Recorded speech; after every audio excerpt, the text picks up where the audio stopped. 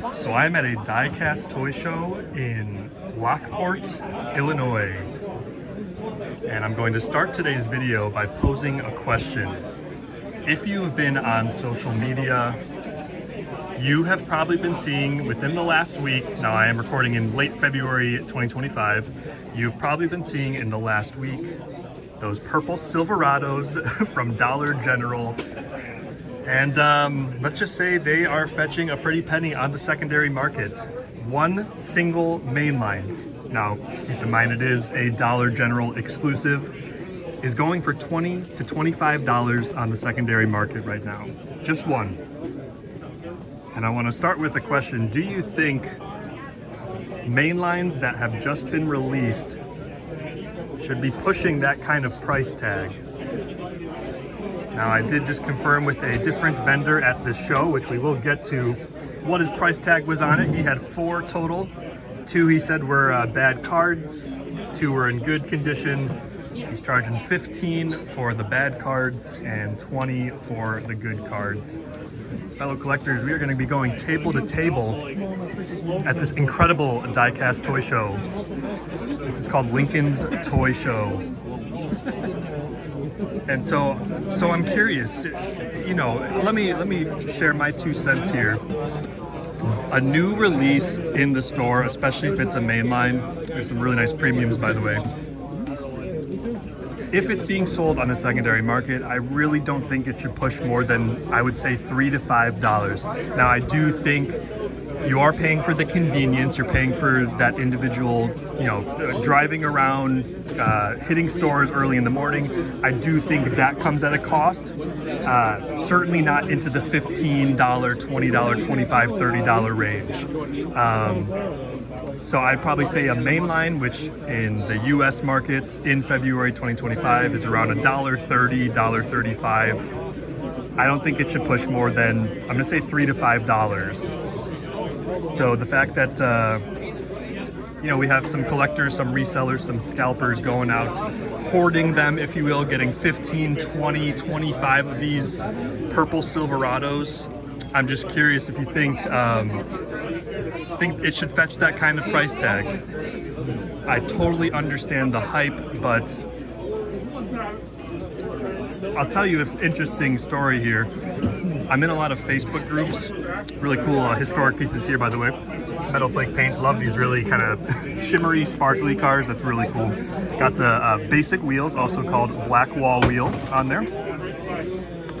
But I see these hyped up castings. So in the example for today, hold on one second for this announcement. There's another car parked in employee parking. Got some RLCs over here. Black. The license plate is AK79224.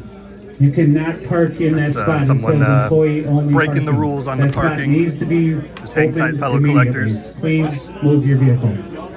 Some beautiful lighting at this table, by the way. But so I see these hyped up castings. In the example of today, we'll use the purple Silverado. 3 months, 4 months down the road, I see for sale listings on these Facebook groups selling off those cars that were hyped 3, 4, 5, 6 months ago. So that kind of makes me wonder, and this can kind of get into quite a thought-provoking situation. Really impressive table here as well. But you know, were those collectors, resellers, scalpers, were they just chasing that quick hit of dopamine, that quick flex, saying, hey, look what I found, everybody's looking for this right now, but you don't actually care about the casting? And you know, this is just my own personal opinion. I think, you know, this hobby is so great because we are here for the pure enjoyment of the cars. Keep in mind, everything is going to have a value. Supply and demand, right? If there's a limited edition piece but no demand for it, well, okay, it's limited, but it's gonna probably only go for a few bucks versus a mainline castings. Take, for example, maybe the first Ferrari coming out later this year. There's going to be quite a bit of hype. It's overproduced. It is a mass-produced casting, yet the demand is so high that, yes, it will be fetching a higher price tag. But should it be fetching $15, $20 for a single mainline? I'm curious what you think about that, so please go into the comments below and let me know. Got a really nice pegboard up here, some regular treasure hunts. This is Dave's table. Dave's always an awesome guy to talk to. Chat DIECAST. And he makes his rounds at all these Chicago-based shows as well. Dave, good to see you. Got some Dub City Jada here. A little bit larger scale than your typical Hot Wheel. Now they are labeled as 164, but you can kind of just tell they're a little bit clunkier, a little bit more hefty, if you will, than your typical 164 scale mainline. Take, for example, that nice little flower delivery van. This is a graphic design by Andres Andrieu. Really fun design. I think Andres Andrieu is bringing such fun, vibrant graphics to Hot Wheels. So I think that one in particular is a great example of his work. But so kind of to just tie a bow around kind of the opening question I have for you as we go through this incredible diecast toy show, I want to know what you think. Where do we draw the line? Because this whole hype train, this idea of hype and the newest castings that everybody wants, they want to flex, they want to post on their Facebook groups, they want to charge, pushing $15-20 for a single mainline. It's I don't know. I worry about the longevity of that, of the sustainability of that. I think long term, we are here for the pure enjoyment of these castings, right? And if we're constantly chasing the hype, well then what is this hobby? what is this hobby? Is it just chasing and flexing, or is it buying and enjoying? So I'll get off my soapbox here, but just wanted to kind of pose that thought-provoking question for you as we get going at the show. Which, by the way, this turnout today is just truly insane. I was talking with the organizer, William. He's going to need to, he's pretty much outgrowing this place. He's going to have to get a larger venue just to withstand the massive capacity that we are reaching here at this show. So bear with me as I kind of weave my way through the crowds. This is your first time watching, thank you so much. My name is Contour Toy Cars. You can find me on Facebook, Instagram, and YouTube. I discuss diecast cars from an art history perspective. I have some really cool 5-packs here. I believe I showed this at a show before, but really nice how they display it. Everything is nice and just laid out in the actual packaging. You kind of get that nice angle as well, versus we obviously just see the silhouette on your standard blister pack or carded cars, if you will. So it's cool to see kind of just different orientations of the cars there as well. So once again, we are at the Lincoln's Toy Show in Lockport, Illinois. We have main lines on this table are $2 each. Let me go nice and wide for you and have you take all of this in.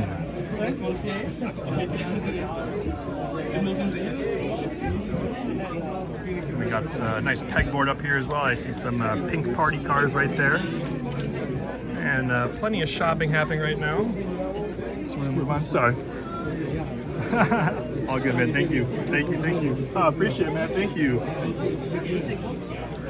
So everything in protectors here. Looks like some super treasure hunts, some convention pieces. We have some RLCs, even ID chases. So ID chases were actually in the 72 count cases of mainlines back when they were running. ID ran from around 2019 to 2022. They unfortunately ended the line due to low sales, overproduction, and they also lost the licensing to the chips that are located at the bottom on the base there. You can see where it says the Hot Wheels logo, center of your screen. Now, I don't believe it was really a successful line for what they intended it to be, which is sort of molding the physical world with the digital world.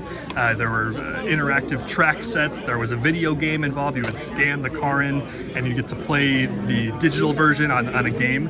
I don't think it was quite successful with that. However, what I do think where it shines is actually every single car has Spectraflame paint. So if we open up this box here, check that out. Just beautiful, like lizard green almost. That Spectraflame just glows at you. It's absolutely beautiful. So I'd say that is one of the biggest pros of this series, even though it ended back in 2022.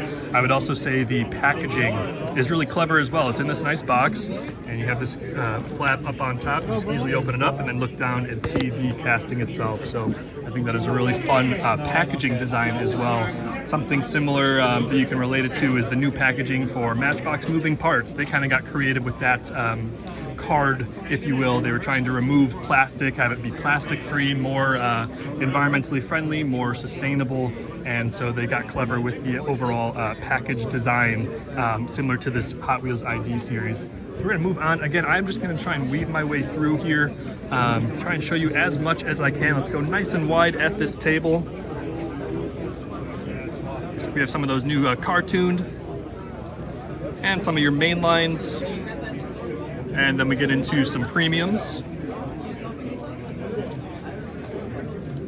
Got that really nice Rexy, so the green variation. Then there's the Roxy Chase, which would say 0 of 5 at the bottom. Right side there where it says 1 of 5. And got some pieces in protectors as well. Gorgeous Nissan Skylines here, give you a close-up of that. Love that kind of teal aqua color, rocking the, I believe those are the, those are OH5 wheels. So similar to FTE, except they're copper. These are silver, the OH5s. The FTE wheels are this wheel, but in a copper color. And they also have nickel-plated axles, which makes the faster than ever wheels a little bit faster than the OH5, as well as all your other sort of mainline wheels. So your PR5s, your 5 spokes, your 10 spokes, et cetera, et cetera. So we have $3 each at this table. Got pretty modern stuff here, all Hot Wheels main lines that have come out in the last few years. And we'll keep moving. Please bear with me here, fellow collectors. Like I said, it's packed today, as you kind of saw. Oops, I'm bumping into people as well. What's up, Ed? I'm Ed off screen here. Ed, we keep running into each other at this. We have similar routes that we take when we're shopping around for Hot Wheels and Matchbox and other die-cast brands. So I ran into him at a Dollar Tree yesterday. We had a good conversation. He was showing me his really impressive organization on a little spreadsheet that he carries around with him. I was showing him mine as well that I use through Google Sheets.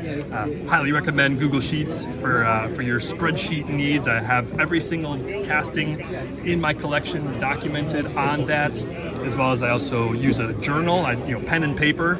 I organize that way, and then I even, if that wasn't enough, as you know, some of us are absolutely crazy when it comes to collecting, definitely myself included. I also do on my phone, so I take pictures, throw them into my Notes app. If you're an iPhone holder, you know what the Notes app is. Really high-end pieces here as well, and these protectors. Let me go nice and wide for you, and take all of this in. So to recap that, I organize my collection on the Notes app on my phone, Google Sheets, the spreadsheet, and then in a journal as well. So call me crazy, but it's therapeutic for me. I enjoy it. I love organizing and reorganizing. Got this really iconic casting here, the Volkswagen drag bus. Classic Hot Wheels with the flames as well. Gorgeous, gorgeous wheels as well. That's the really chunky basic wheels or black walls on there as well. And check out this beautiful card art here. I'm wondering, this is House of Cars. Okay, so this is a House of Cars. I assume this is a custom piece. Really, really nice. Look at that holographic. That is cool. Yeah, really nice art style on there. That is a 10 out of 10 execution, if I ever saw one. I always like showing these on camera as well. These are the Acceleracers. Acceleracers came out in 2005. So just a couple years, thank you, Tom. Just a couple years after Highway 35 World Race, which came out in 2003. There's a very loyal fan base with Acceleracers. And the cool thing is they are bringing it back into mainline this year in 2025. So that is really exciting for anybody who has been a very loyal fan. It's a lot of those guys and gals who grew up watching Acceleracers. They're now into their 20s, into their 30s. So as you know, Hot Wheels collecting is very nostalgic, and so those guys and gals who were watching the show as a little kid have some more adult money, right? They have a little bit more spending power than they maybe did when they were a kid, and that nostalgia really kicks in. And as you can imagine, I'm sure they're having a field day collecting those new main lines. We have some really nice loose cars here, a little bit older Hot Wheels. Might be some Johnny Lightning mixed in there as well. And you see these sort of storage solutions quite a bit. This is kind of like old school Matchbox storage solution, but I think it works great. You can show everything pretty easily. Everything's right in front of you. And yeah, so that really gets into just the different variety of how the vendors We barely scratched the surface, by the way, but that speaks to how the vendors kind of play around with how they display their merchandise, right? You take, for example, over here, this is Lance's table. He decided to kind of go like stack up 3, so everybody, you get sucked in by seeing what's on the top row. You start digging in, looking for your treasures, and that just makes it really exciting, right? We're here because we enjoy the thrill of the hunt. We're looking for that piece that we are hoping to acquire to add into our collection. Maybe you're looking for more modern stuff that you haven't found in the stores, or maybe you're looking for more of that vintage stuff that just, piques your interest, catches your eye. That is certainly my approach at these shows. I very much look for the more older stuff, the vintage stuff, oddball stuff. I try to steer clear of the modern cars that you can find in the stores. Now, keep in mind, some people who struggle to find those cars, this place is a great place then to get those acquisitions. But I don't know, there's something about when you're at a show that it feels right to shop more of that vintage. Check out this table over here. Holy smokes, we're about in the middle of the venue now. Have these massive pegboards. And you know what, we'll let you go over here because the other side of me is pretty packed. Looks like we have some lean customs pins. I do have about a dozen or so. I had about 20 at one point. Really a lot of respect for the artist. I believe his name is Han or Hansel. He even did a little Hot Wheels series. Look, it's like a cute little carded car there. He has the iconic candy striper in his art style. So kind of like a caricature, kind of a little bit cartoon style, but still, I would say, pretty realistic. And that guy is just doing absolutely great things. He's gotten into a lot of collaborations. He recently, I think a couple years ago, collaborated with Universal. So to see an artist in car culture flourishing like that, the likes of Larry Chen, right? Some of these guys who are fully immersed into car culture. It's just so cool to see those artists succeeding and doing their thing, right? They've perfected their craft. They have spent hours and hours and hours, tens of thousands of hours, honing in on what they do best, which is capturing automotive history through their work, through pins in the case of Lean Customs, or even through diecast in the case of Hot Wheels designers. There are the sort of industrial designers who take care of the casting itself, and then there's the graphic designers who take care of the tampos, which are printed onto the car, as well as the graphic design for the packaging.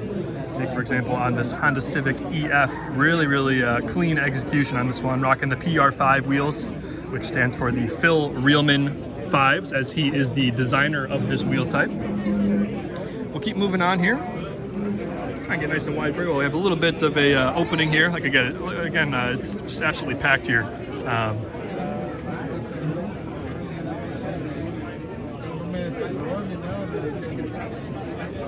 And we got this pegboard up here. Plenty of convention pieces right here. So these are one of the few Hot Wheels left that are still numbered. RLC has kind of been fizzling out their numbering system, and so convention pieces are one of the last ones where you still get the number on the back. See if it's easy to grab this one off the pegboard. I'll show you. Yep, so there we go. That's number 3,573 out of 4,000. So quite limited, as you can probably tell. Hot Wheels doesn't release their production numbers anymore, but if you ask some of the more veteran, the seasoned collectors, I think a lot of them will tell you a prediction of around 250,000 of each mainline casting. It's probably closer to like 90,000 or 100,000 for premiums, but your typical mainline, your $1 or $1.30 model is probably somewhere in the neighborhood of 250,000 produced. That may be very inaccurate, it may be much higher, it may be much lower, but from what I have read through diecast literature and what I've researched online, that number seems to be around the amount that they produce. But we won't ever really know because, again, they don't number anything anymore. When they did like the first regular treasure hunts, they did number them to only 10,000 units. But nowadays they do not disclose any of the production numbers.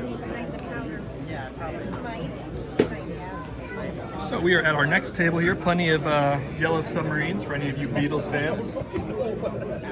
This is a nice custom piece here, the Windy City Hot Wheelers Limited Edition. So Windy City Club is a diecast club here in the Chicago area. They meet, I believe, once a month on Tuesday nights.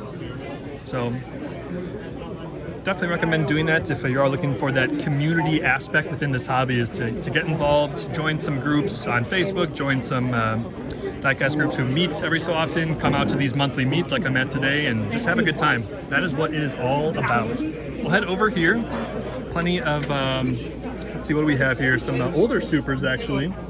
Everything is nice and protected, as you can see. A lot of crisp cards, just waiting for that collector to acquire it, bring it home to their PC or personal collection, and enjoy it for years to come.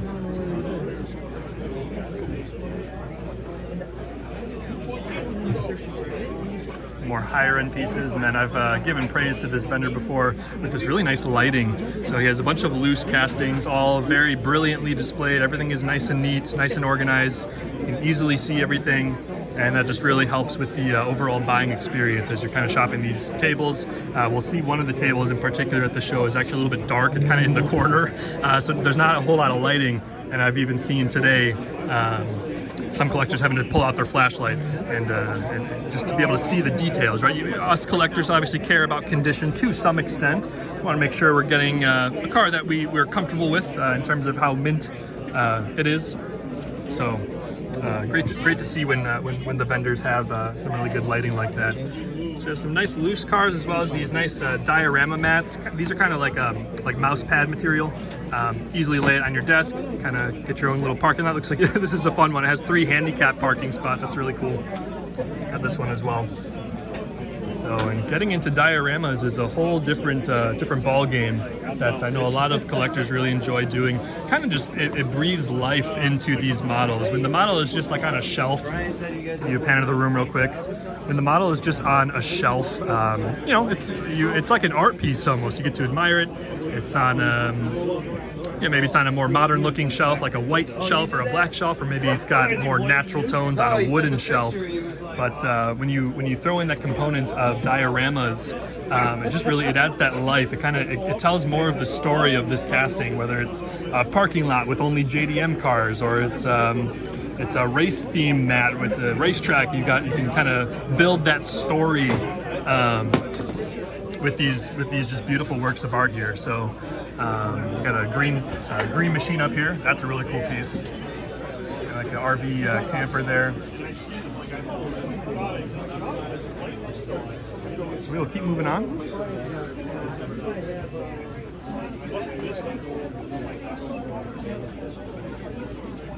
Some more of those cartoons here.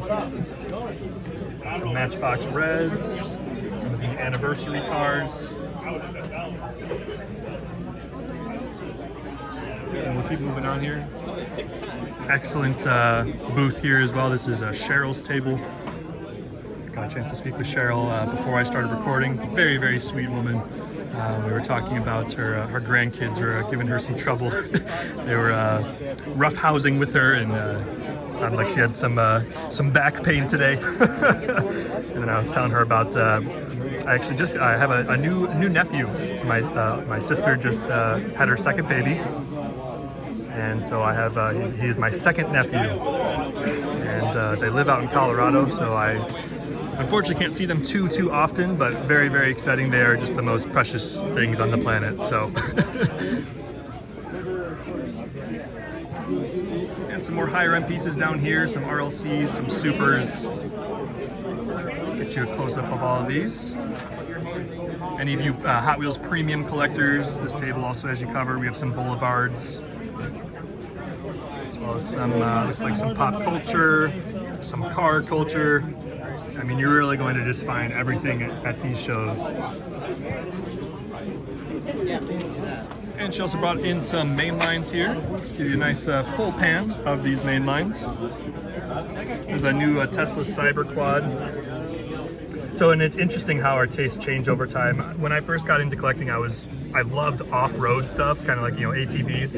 I have since, I'm not as crazy about them anymore. So wherever you're at in your collecting journey, it's your taste can change, right? So, I would be like all over that particular casting, a few years back, but now I'm kind of not getting as many off-road type styling.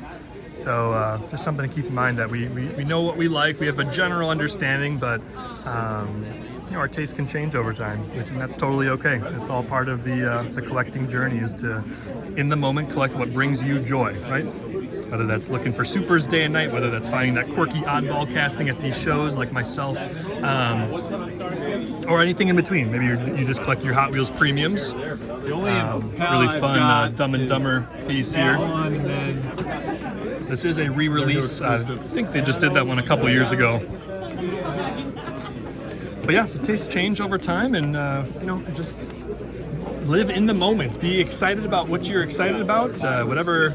I tell the vendors when I'm here, they always ask, you know, what are you looking for? I say, whatever's screaming at me saying, take me home. Because it's true. I just, whatever thing is truly catching my eye. Plenty of protectors here, by the way. Whatever is catching my eye is what I end up taking home with me. So I did acquire 2 pieces at this show already. Bear with me as I just kind of work through the crowds here. I did one trade. I had a loose super I was looking to trade. I traded with Lance, who's just off camera over to the right here. And then I picked up a Power Pistons fantasy casting for $2. In the mid-90s, Hot Wheels, for whatever reason, released a bunch of castings that started with the word power. So there's Power Pistons, Power Circuit, Power Pipes, and I have most of them. Aside from hang tight for this announcement. The next show is going to be March 23rd. And don't forget, we got the Girl Scout cookies up here, Big Dave. So this is a cool display here, kind of showing these loose cars on the side. You see them from the top. So that's really fun. Have some nice Kaido House. Let me give you a nice close-up of those for any Kaido House collectors.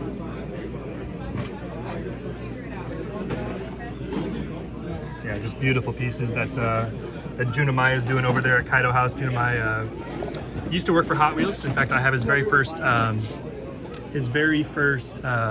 design, which is Rocket Box for Hot Wheels. At least first design while he was working internally for Mattel. So I got the loose box there. Can have a field day going through there. How's it going? Hey, good to see you, brother. I got some stickers here as well, so that's cool. Might need to buy one from Gouda here, who's or Buddha, excuse me, who's a really cool vendor here.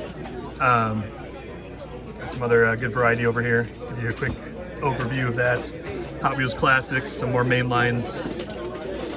Beautiful dioramas here as well. And these are nice too. It's kind of like little vignettes, right? You kind of just, it's a little room almost. You're only limited by your imagination with a diorama like that. Similar to what I was saying before, where you really just get to add that extra layer of, you know, breathe life into the diecast world that you're essentially building within your collection. So we got some beautiful customs here. Check out this Porsche. Holy smokes! Take that in for a second. Perfect wheel choice, perfect stance. Look at that, so kind of color shifting as well, like a pearlescent, kind of like a teal into a purple. That is cool. Yeah, customizers are just so incredible. It's similar to how the designers perfect their craft to actually make the castings. Customizers really just blow me away with their talent, being able to produce just these incredible one-of-ones that us collectors get to appreciate as well. I saw one guy was selling those for like $70-80. I got these on trade for I trade for like something like that or something. So this is cool. We have a short card super. These are a little bit more rare just because international distribution is a little bit lighter than your U.S. distribution. So I haven't even really seen a short card in a while on Super Treasure Hunt treatment. So that is really cool to see. Got a couple more unique pieces over here as well. Give you a quick overview, some more supers. Doing some super shopping, if you will. Check out this table. So this is the table I was talking about earlier. A little bit darker over here, right? So some of the collectors are even pulling out their smartphone to flash the light, just to be able to see the detail. Give you a nice little overview here. We have some larger scale as well up here. Those look like some cool Indy cars.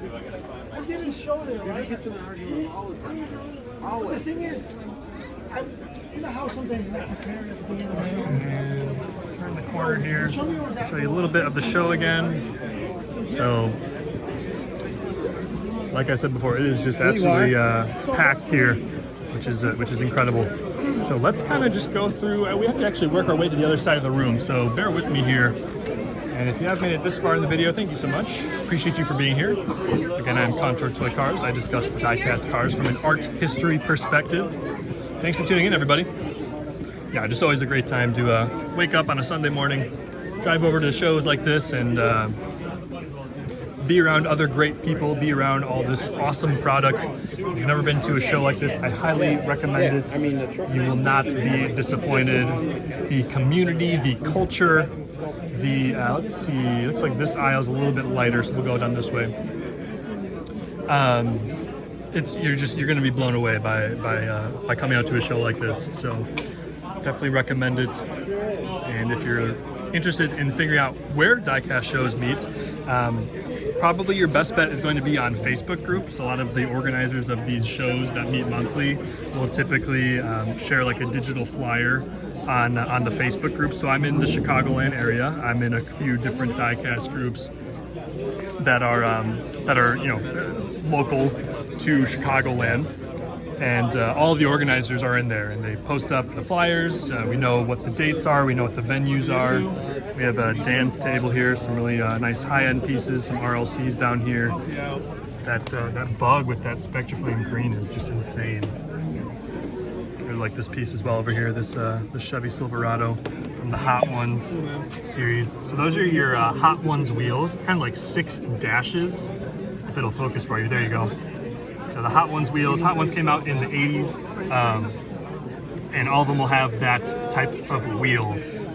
Compared to something like Ultra Hots, also have a special wheel for that series. It's kind of like 3 dashes on each side. If I locate any, I will show you on camera. But so yeah, I mean, different Hot Wheels series will sometimes even have sort of exclusive wheels.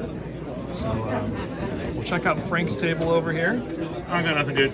Frank's got nothing good. No, you always have something good, Frank. So it looks like I love this Raging Express. I feel like it's not, I mean, the desirability is not great, but I think it's really clever, and it again just speaks to a unique piece of car culture, a sub-niche pretty much of car culture. Like the Bozozuku vibe. Bozozuku, absolutely, yeah. I think it's called like Decotura, the trucks or something, yeah. Right. They all have different names, and the fans have a different name. Bozozuku, Kaido Racers, it's, but that is what Hot Wheels is so good at, is just really documenting and preserving and expressing different pieces of car culture. And you can just see that everywhere. You got Cars and Donuts, kind of a nod to, a little car meet that you would go to. Boulevard is obviously going to be kind of that little world that Hot Wheels creates with kind of more of that realistic, just various cars that you would find out in the world in 1/1 scale. There's some higher end pieces here as well. Check out this beautiful Nissan Skyline. This is a Hot Wheels Legends Tour. Hot Wheels Legends Tour is a really cool little yearly event that they throw. There's always a winner each year where a builder of a car will win the grand prize, which is to turn your 1/1 scale custom car into a real life Hot Wheels car. You know what I realized? It's like Hot Wheels version, Mattel's Hot Wheels version of Cars and Coffee. That's true. Think about it. Yeah. You get up early in the morning, show's over by like around 1. Yep. Great people, great time. You just kind of roam around, drink your coffee and Somebody everything. takes home a trophy. Absolutely. That's a good way to put it. Yeah, so that's just again, I mean, we can sit here all day and talk about just all the amazing things that we have within this community. And I urge you to explore whatever makes you happy within the community. So let's try and get to the last row that I haven't gone through yet. At least I don't think I did. I've been blabbering away, so I don't know. I might have already been through all of them, but you guys are here for diecast, so we're going to keep showing some diecast on camera here. Let's try and get through this aisle here. I think I did this side, so we're gonna go on this side. Let's go to Ken's table over here. I think I might have skipped his before because he's usually has some crowds. He always has a really good selection. So Good, man. I've been doing good. everything in protectors here. Then some more main lines. Looks like we have plenty of the purple Porsche. It's a fun casting. That purple Porsche was actually my very first trade. I got that in a lot, was willing to part with it, and that was my first trade. I traded it for a quirky little like Yatming ice cream truck, which I absolutely love. It's a kind of like center in my display and everything. And the seller who I traded was actually here as well. So that was like, I think, a few years ago.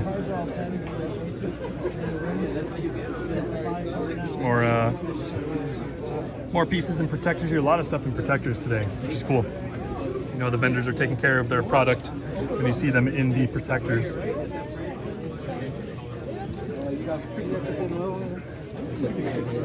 let's keep moving on here. And we got some more main lines.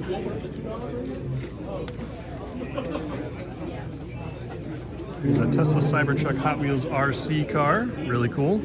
I've been debating getting one of these. Excuse me. They look like they're pretty fun, honestly. But I had gone down the path of messing around with RC cars before, and I just never got.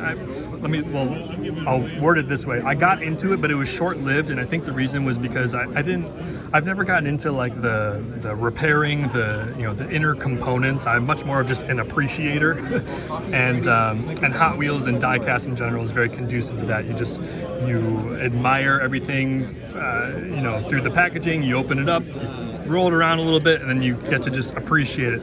Kind of position it in different angles as you're looking at it on your desk, throw it up on your display case.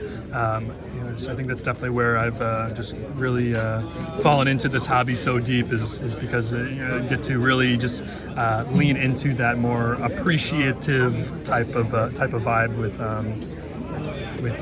with my collecting. So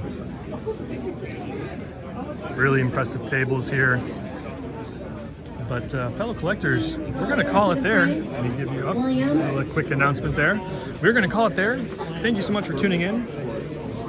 Appreciate you all for being here. Again, this is Lincoln's Toy Show in Lockport, Illinois. They meet once a month. Highly recommend checking it out. Only $1 admission. Just pay your $1 and you get access to all of these incredible vendors. How's it going, Tony? Yes, great event. Always a good time. I'm actually going to be heading to another show today as well, so I'll make sure I document that as well.